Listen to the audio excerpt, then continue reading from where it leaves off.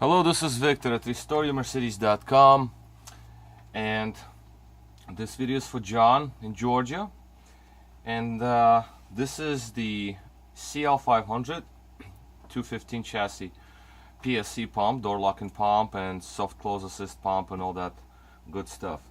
Now, I usually do not work on this particular pump because right at the moment I don't have my car that I can test it on. I can connect it to the CAN bus and all that stuff. I had no desire to actually create a whole rig over here to do this, but I took on this particular unit because symptoms were very strange, and also the shop it came from, John, is a very smart guy, and he actually went to this diagnostics very scientifically. So he did it the right way. He checked it all out, and all the symptoms were given, and I thought about it and I was like, yeah, this is not normal what it's doing.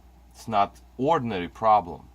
So there might be a way to salvage this pump without having it connected to the vehicle. Let's just put it that way. Also, I have to say that this pump was produced in 26th week of 2015. So today is what is it? What date is today? 18th. So it's like second week of 2018. So this is not that old, okay? And looking inside the pump, it is. Oh, I also have to note that also John has diagnostic equipment, so there will be a way to reset this pump, clear all the codes, and do the right thing before this can be fully properly functioning in the vehicle, because this is just not that you just take it apart, put it together and be done with it. So this pump is not that old. Opening the pump up, I see everything looks very nice except for a few areas, some black stuff here and there. Motor spins. I took it apart, and the motor was fine, perfectly fine. Vanes were fine. The holder over here, I don't know if you can, I'm making this video off my cell phone, so I cannot see myself what I'm doing. So this holder was broken. This is very vital, so I put in another one that I had from some other spare pump and checked the pressure and vacuum of the motor. Checked out perfectly fine. Now, next thing, the problem was there's no pressure, no vacuum coming out any of the pipes, any of the hoses at all. So I had to take it all down to the solenoids, and I had to replace 3 solenoids. Now, one of them, so I'll show you solenoids. I don't know if you can see this one. Let me see if on the video I can. Yeah, so this is one of them, and second, well, these are the 3 that I had to replace. Now, looking at them, what do we see here? As we see, these move, this one seized. Okay, see these jump, this one is seized up. Reason, well, actually, before I go to reasons, now this is the Air Control Solenoid. It's a very important one because this is the one that opens and closes the supply of air to the rest of the solenoids. So without this one, there's going to be no supply of air to the distribution blocks, so this manifold is going to get nothing going into it. So the other ones, they were just like carbonized badly, and I just put in, I had some solenoids laying around, nice and shiny ones, so you can see carbon on my fingers. The reason for the solenoid to seize up is, I predict that, I actually suspect, I don't predict, I suspect, because first you have to, obviously, to do any repair right, you have to find the cause. If you don't find the cause, and if this starts working, you don't fix it, you just got lucky, and not necessarily that was a proper repair. You don't know what the results are. So my suspicion is that this pump either sucked in some water in it, or it could have been that there was a lot of humidity and it sucked in lots of humidity, okay? Because this, plain and simple, just rusted in there. It's as funny as it sounds, but it did just rust in. On the other end, you can see some rust areas here. You can see, well, I don't know if you can see it really, but anyway, that's like technical details, so I don't know if it's just not important, I guess. So I think it sucked in water or sucked in lots of moisture. If you compare the others, see, they're all like black and carbonized. That's kind of a normal behavior in a way, but that's a little bit too much. So I guess the motor was started to work very, very hard to push the air through, while this solenoid that's stuck now was kind of sort of working. So there was lots of carbon traveling through the system, and now therefore these got some carbon in them. So anyway, these are out of question. At this point, I want to show certain operation of this pump. Now, to make this work properly in the vehicle, you do need to reset codes, John. So you have to reset codes, because right now I induced quite a few codes in it, because on the bench test this is not right. Because when I used to repair these things, and when I used to get to them, I had my car, I would plug it into my car and I would connect Star Diagnostic to it, and then I would read codes and clear them. Okay, I could also change programming if the used pump comes in and the original pump has programming. I can still read it. I can transfer that programming to another pump. That is another thing. Now, this is definitely a keeper, because perfect manifold, very nice motor, vanes are nice, not much wear at all, clean. So this is something that you do want to keep. You can get a used one, but who knows how long that's gonna work. It's just not really a greatest solution, but if the manifold is melted, then yes, used pump is probably a way to go. Now, this is what I'm gonna do next. Now, I don't know how long this video is gonna be, but anyway, I call my videos talking hands. It's like, because I have no face in it, but talking hands video. What I'm gonna do is on this gauge we can see pressure and vacuum. Now, what's important about this particular reading is we want to know if our pressure shut-off valve works. So pressure valve, it's electronic, so I want to know if it works, because if it doesn't, then the pump is gonna burn. I already checked it, it works fine. I also will show the strength of the motor, vacuum and pressure. So that is also very important. Now, usually you get like about negative, I don't know, where is that? Okay, here. So I just keep glancing at the screen on my phone here. Negative 15 to plus 15 in inches and psi. 15 psi and negative what is this, like negative 15 in vacuum. It's perfect reading.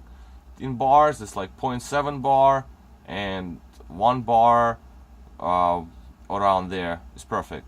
Okay. Now, because again I was playing around with it, messing around with it, I had all the door locks openings, these pipes, they were all disconnected, so I didn't have. I should have plugged them in, but now I induced the code so they don't activate. If I wait long enough, there might be a way that it will reset itself, but let's see what happens. If these will come up, great, and I'll show you something else. But if they won't come up, then we'll just go into check for pressure of remote trunk opening, and I'm also going to connect vacuum just to show you that the pump does create vacuum. But if the pump creates pressure, then it will create vacuum. How you going to get pressure with no vacuum? You got to suck air from somewhere.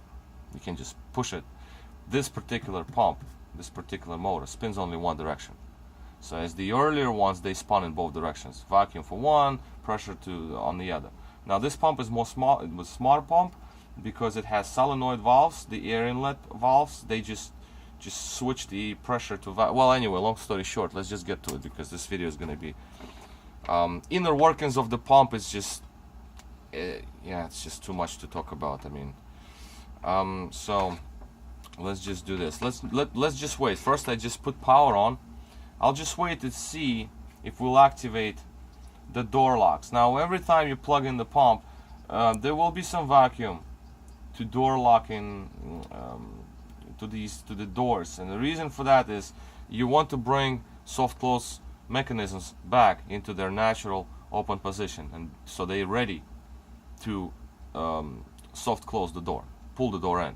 not the door lock, but the suction of the door. See, right now at this point, let me try to activate, see what happens if I get, let's see if it's gonna activate. I mean, I don't know yet, because again, this is I've been playing around with this for too long, and it could have stored the code at this point that will not be erased unless you plug in your Star Diagnostic and clear it. Just see that. No. Okay then. So let me just try to hold it for a sec. Hold on. It would be nice to see if I can.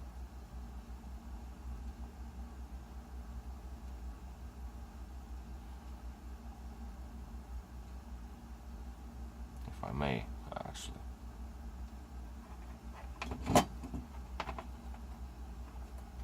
Okay, well, so come on now. Okay, well, the door pods did not activate. But what I can show you, okay, so fine. So the soft close assist reset mechanism didn't do, but you cleared the code, so it'll be just fine. Because it did work. Alright, so pressure now. As you can see how fast it jumps and shuts right off at about 1 bar. It's perfect. Now what I want to show you next is I want to show you the actual vacuum that this pump can generate. The vacuum is almost -20.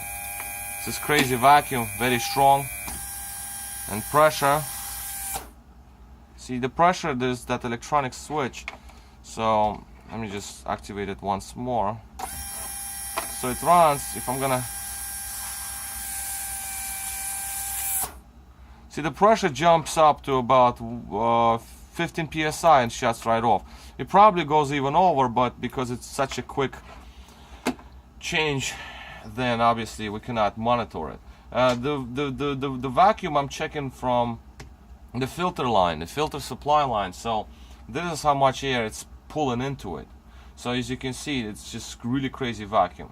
Now if it needs to divert vacuum to any of these other lines, and that obviously does happen, because you got your trunk handle, you have I don't know what car, CL500 that is. Alright, so it depends on features on the vehicle, so whatever's programmed in it. But vacuum and pressure with the door locks, obviously, and given the fact that it pulls this much vacuum, all those valves, all these solenoids, they will divert pressure of vacuum to the proper pipe, to the proper outlet, and therefore it doesn't matter where we check in vacuum, checking it off the pipe, it's just going to divert vacuum from the air filter. Is going to just start pulling vacuum from any of these pipes. It did it before, but I did it for too many times, and therefore it stored the code that there is a very, very huge leak in the system, so therefore those circuits were deactivated. Well, anyway, so basically this is where we stand. I did run it for a long time. I got the motor hot, all of that good stuff, and it does not seize. I recalibrated, I put some red thread lock on bolts. All of this has to be desoldered. The board, valve, solenoids, they also have to be pulled out, right, because you can break the actual solenoid or the seating of the solenoid and all that good stuff. All the pipes sit nice and tight, so I'm just gonna throw in like a little zip tie over here. Just let these wires not to be hanging too much. I'll let them sit together somewhat over here. Unsolder my connections, and basically off it will go. Okay, well, I guess once more I'll just show you pressure vacuum. It's just set on the bench. Alright, so let's see. Okay, so here we can see the dial. Alright, vacuum, very strong pressure. See, pressure reaches over like 17 PSI for a brief second. If I remember correctly, the pressure valve is set at around 17 or 19 PSI to shut off. Because if it doesn't shut off, then the pump continuously runs and eventually throws the code and eventually shuts off and will not be reactivated until you either clear the codes or pull the fuse. Okay, so this is basically all for this. Let me just put on my soldering iron and unsolder these wires, put it back together, and this pump is going to be ready to go. Alright, so this is all for now. I'm sorry it's a long video, but again, I don't really do this very often. Maybe I will be, but it all depends what symptoms you got. Because if you have melted manifold, let's see. See, here's another pump. If you have, I don't know if you can see inside there. If you have melted manifold, this is messed up. There's not much that can be done. You see that this spigot is there, the next one is all melted. See right there. So this is bad. Okay. The board is still good, solenoids are still good, but manifold has melted and the motor is dead. You can see even on the wire over here. See how melted the wire is? It was just next to the motor. This wire is like melted. Look at that. Because the motor had so much stress. So anyway, I'm just an example, I guess. Not uncommon on these pumps. So that's what you look at before you determine if you fix the pump or not. Manifold isn't melted, okay, maybe it's the motor itself, but motor is very robust. I mean, these motors last a long time. The motor should not burn if you have no leaks in the system. And another thing, John, if you're watching this, double check your lumbars, dynamic seats if you have that. Double check if those don't leak. And by meaning of no leaking is that either pressure or vacuum, you actually have to check pressure with the hand pump, or you can just put lumbars and dynamic seats on maximum setting, start the car up and observe the pump. If you hear the pump activating periodically, that means there is a leak somewhere. You do not want to use those then. If you're going to use your lumbars with leaks, if you're going to use dynamic seats or massage seats and there are leaks in the system, this pump will fail because it's not designed to run for a very long time. It cannot just work on and off for like hours. It's not made for that. Pumps the pressure up, pressure's up, lumbar is inflated, that's it, stays inflated, pump is off. But if there's a leak, pump continues to pressurize the whole circuit to keep pressure up. That's not right. It wasn't made for that. Alright, so it's a very long video, I guess. I don't even know how long it lasted, but you got the idea, and basically off we go. Okay, this is Victor at HistoriaMercedes.com, and thank you for watching.